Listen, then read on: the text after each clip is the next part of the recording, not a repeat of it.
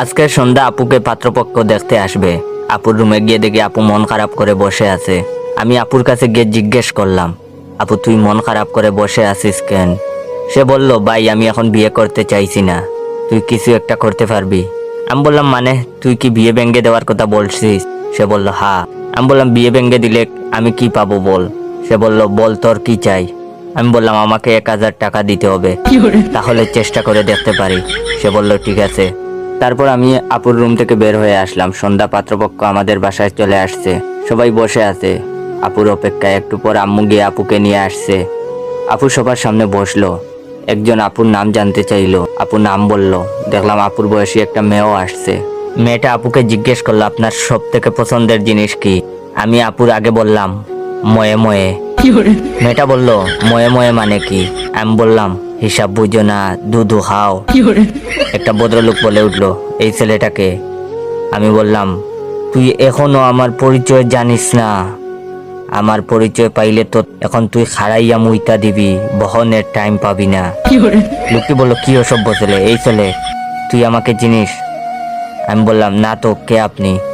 উনি বললেন, আমার নাম বাদশাহ।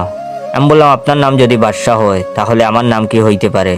আপনাকে মতো কিছু ফকিন্নি পুলার নাম বাদশাহ বলেই আজ দেশের এই অবস্থা। লোকটা বলল, বেয়াদব ছেলে একটা। আমি লোকটাকে বললাম, তুই দেখি বেশি কথা কস, আয় জায়গা পাট খেতে। লোকটি বলল, এই ছেলে কি শুরু করেছে এসব? আমি বললাম, হিসাব বুঝো না, দুধু খাও। এবার আমার আম্মু বলল, এই তুই কি শুরু করলি এসব?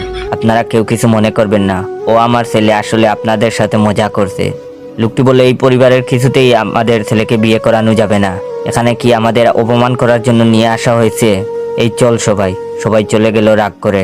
আম্মু আমার কাছে এসে বলল, তুই এটা কি করলি? তুই জানিস তোর জন্য তোর বোনের কত বড় ক্ষতি হয়েছে? আমি বললাম, আমি একবারও বলছি আমি নির্দোষ? আম্মু বললেন, তুই এত বড় একটা কাজ করে এখনো এক কথা বলছিস? আমি বললাম, আমি নির্দোষ দাবি করছি না।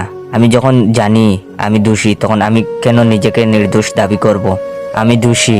আমি কি আপনাদের একবারও বলছি আমি নির্দোষ? তখন আমার আবেগ কাজ করছে, বিবেক কাজ করে নাই। পৃথিবীর সব থেকে বড় আদালত হচ্ছে মানুষের বিবেক। তখন যদি আমার বিবেক কাজ করত, তাহলে আমি এত বড় পাপের মধ্যে জড়িয়ে যেতাম না। আম্মু বলল, তোর আব্বু আসুক, তারপর তোর বিচার হবে। আমি বললাম, আমার ভুল হয়েছে, আমাকে ক্ষমা করে দেন। আম্মু রেগে মেগে চলে গেল। আপুর তো হাসতে হাসতে অবস্থা খারাপ। আপু আমাকে 1000 টাকা দিয়েছে, টাকা নিয়ে আমি গায়েব। পরে যা হবার হবে। বিয়ে ভেঙে দেওয়ায় 1000 টাকা তো পেয়ে গেছি। ইয়াহু।